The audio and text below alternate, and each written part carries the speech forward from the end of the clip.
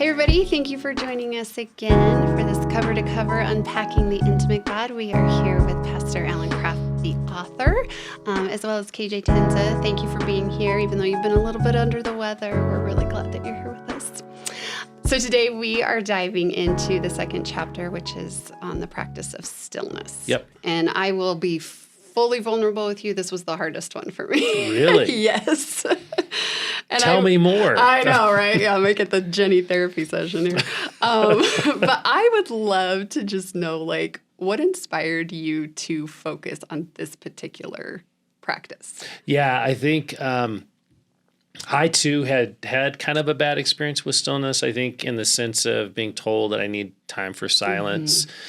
And when I would do it, my mind would race and it would be a frustrating kind of experience, and feeling like I'm supposed to hear from God, but I'm not hearing anything.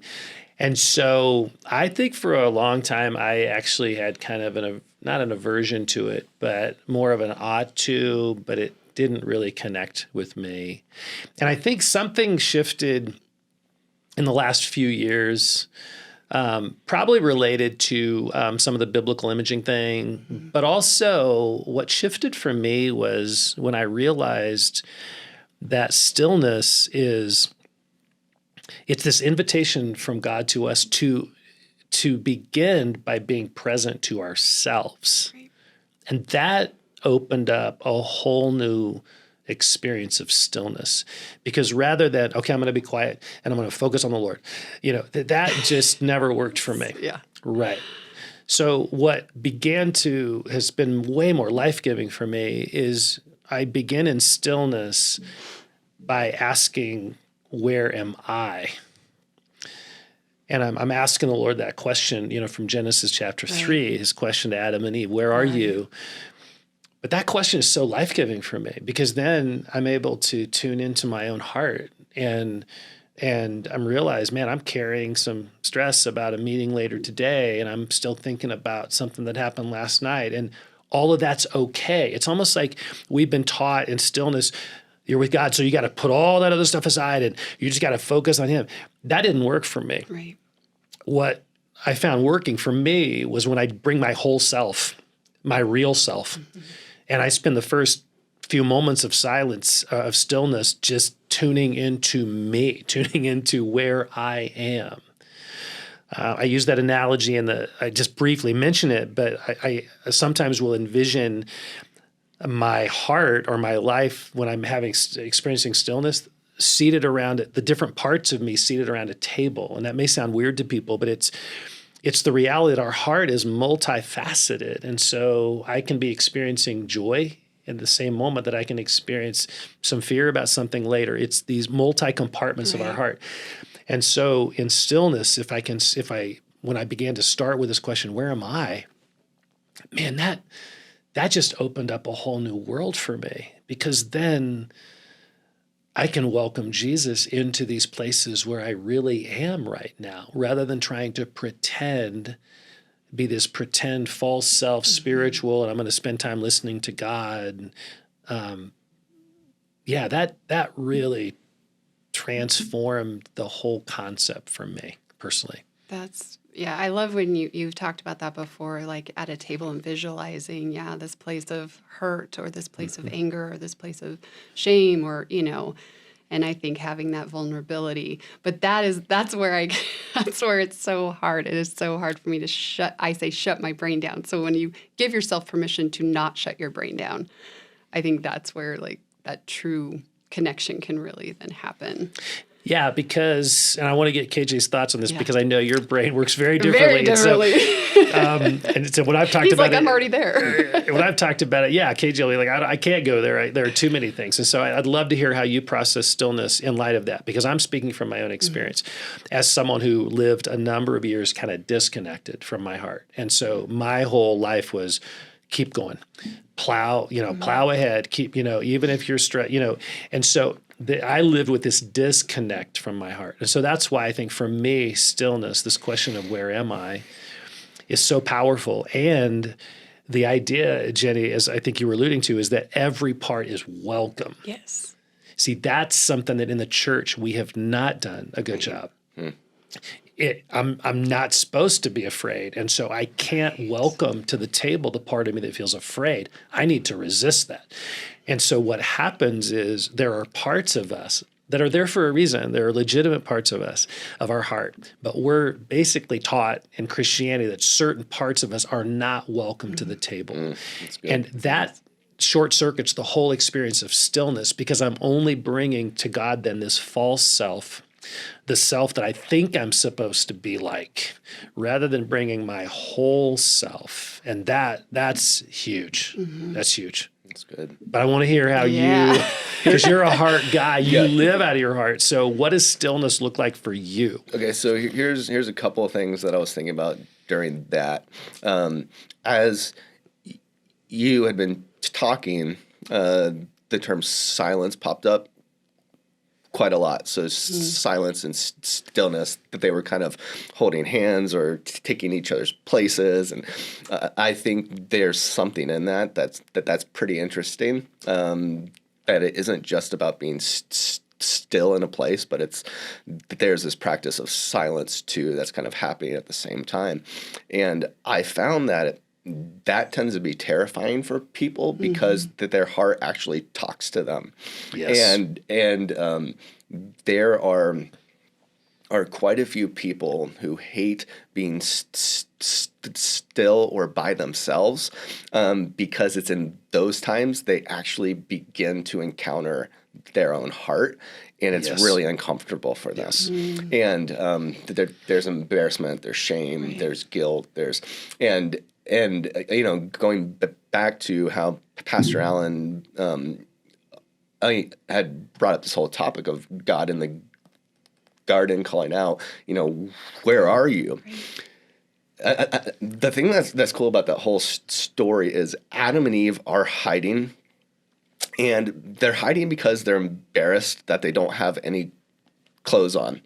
They haven't ever had any clothes on, ever. And God built that context, right? He built them without clothes. And so their whole encounter of God and God's encounter of them had been with them fully exposed. From God's perspective, there has not been a thing that has changed at all. The thing that changed was how they saw themselves, and they saw their heart. They experienced themselves. They saw they didn't have any clothes on, and they were embarrassed. God's not embarrassed. God isn't afraid. God's not he's calling out, I want to be with you how I built you. And that's from a whole heart perspective. Yeah. I hunt, and I talk to a whole bunch of hunters, and they will say their hardest thing about hunting is being by themselves for an extended period of time, because they have to be silent and that they have to sit in the same place, and it is there that they are haunted by their own heart. And that's why it's beautiful to invite Jesus into that space, because it's creating the whole scenario again, of him calling out, here I am, and the experience of how he built us. And I think in that story, it's so powerful because they were hiding, like you said, and that's what we still do. Right. We're hiding our true selves because we think we're not acceptable. Right. God's the one asking. He's not condemning them. He's asking, where are you? He knew exactly where they were geographically. That was not a geographical question. That was a soul question. And I feel like we live our lives, and especially in this culture where it's so busy and we're distracted all the time, when do we stop and ask that question, where am I? Yeah. And that's why it's so unnerving for hunters or others when we we forgot our phone and we're at a coffee shop and we're panicking. What is that? What do I do with myself? Right, that's exactly it. Yep. And that quote from the book about that pastor from a few centuries ago, but most human beings have not had any discourse with their heart for the 40 and 50 years that they live. Yep. That's we're running from our hearts rather than moving towards them. And we're running from it because we're embarrassed. And the irony is God is moving towards our hearts. Our true heart. That's where he wants to meet us, in those places. Yeah, I even think about going beyond the garden a bit. In the following chapters to come, you have God and Cain outside the garden, and God's talking to Cain, exploring his heart after he killed his brother. God is not afraid. And like God wants those conversations. He cares about Cain. It actually was before he killed his brother, but he was, why are you, at least the part about the About his anger. heart. Yes. Exactly. But I was then talking after, about Cain, the blood of your brother cries out to me from the ground. right. There's this idea that God is afraid of our sin and he can't be around it. And there's this huge separation. It's like, Right. no, like this is the first atrocity that's happened. Absolutely. And God's not afraid of it. He is pursuing it. Yeah. And the interesting thing there, you're right, it's on both sides. Right. You were leading into the after. Right. What happens before is a Right. counseling session. Right. God's basically, why are you angry? Yep. He's wanting him to explore his heart. And so Right. we see it in the first 4 chapters of Genesis. God is going after our hearts. He wants us to be aware of that. But we're living lives where we aren't.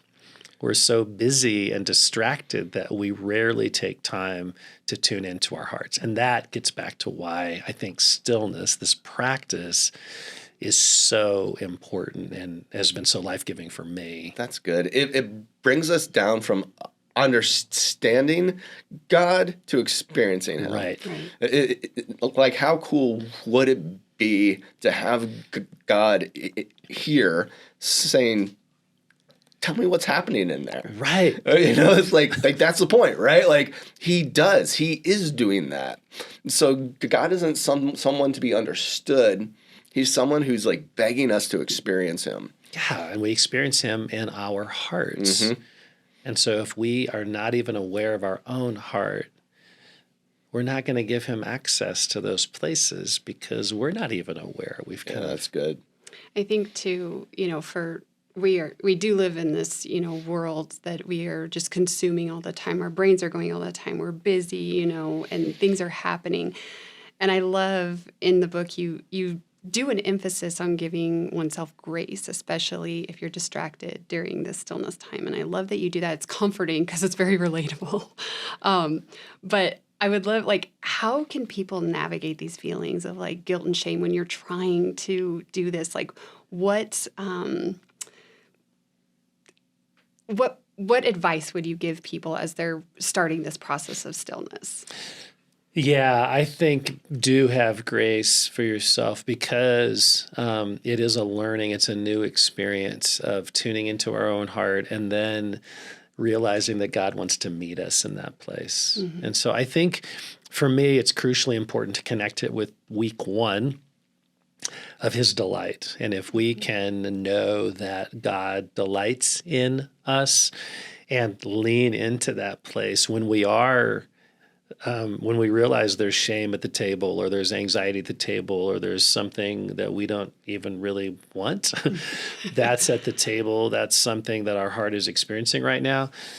If we can hold that before the Lord and let him move towards us, that is so life-giving.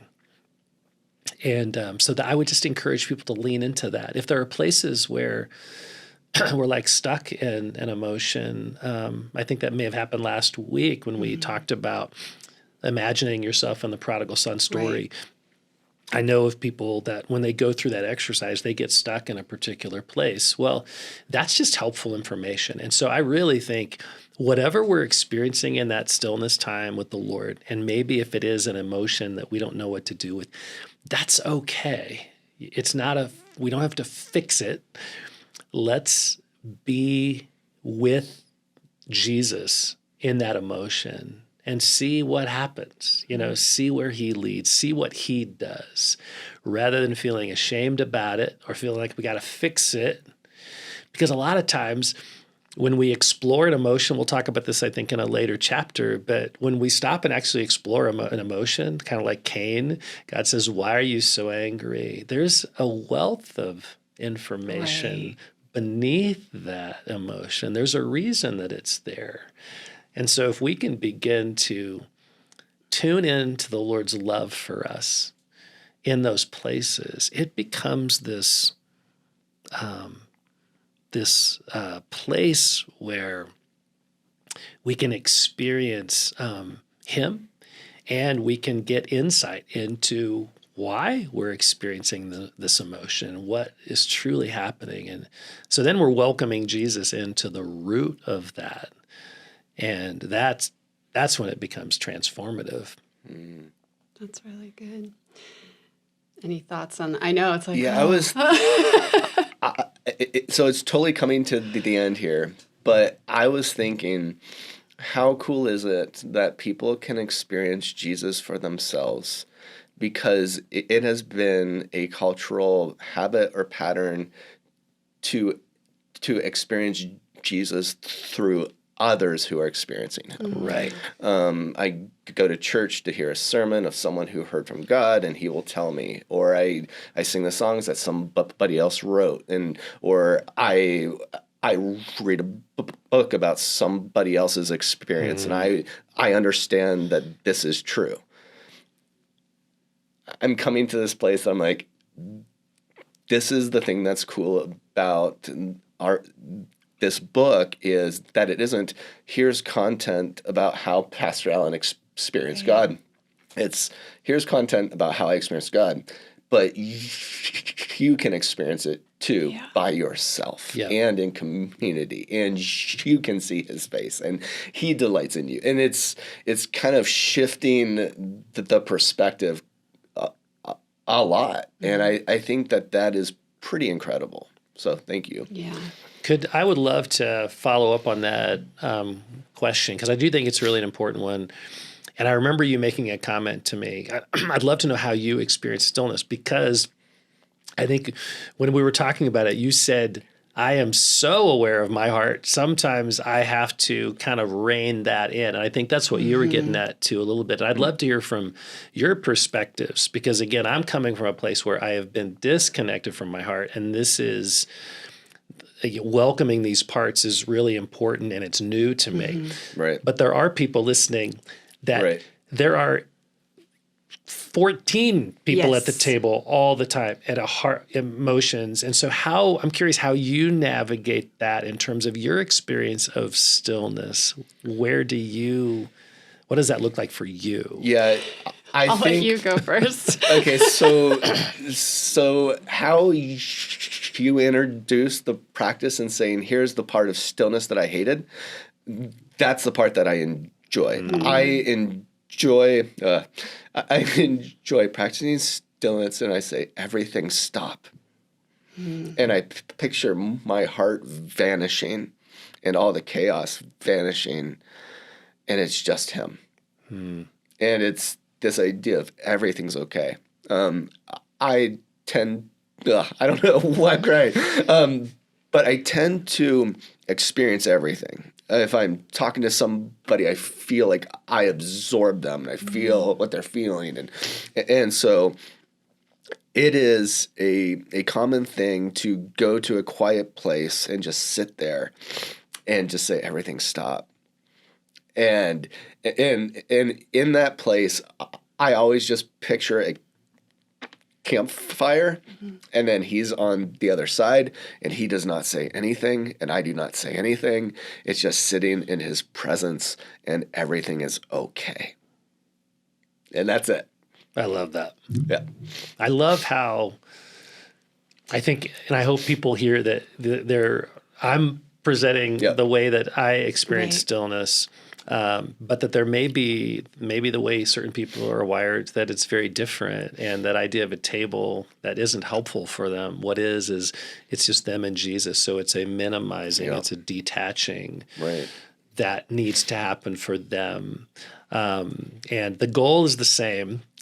It's meeting Jesus right where we are, but it's realizing the way we're wired and what that experience might look like. And it's I have being a different open experience. to the place that he brings you. It's like to ask him to create the context. Yeah. So it's possible he creates the table, and they're all the parts of your heart. But it's possible he'll bring somebody else to a valley or Saturn or who knows, but I had this you're like you're talking about we have people at the table and you don't, it's just me and him, whereas I'm at the table and I'm like, who invited you? And God's like, I did. And I'm like, but having this it's funny because going through this process and doing these practices and everything in this chapter, particularly in that week, I came to a place of granting myself grace when I did 2 minutes of stillness and felt good about it. Yep. And it was like, I was talking with my husband too, and it was like, it's almost like when you're running and you're like, I did 2 whole minutes. It's like, yes, I've achieved. Right. But it's like, I think it was really important to kind of at the end, you end with the encouragement to keep practicing and that it will continue to build on that. And I do believe in that. And I do believe in, you practice it and it becomes more just something that you do and becomes easier and easier. Yeah.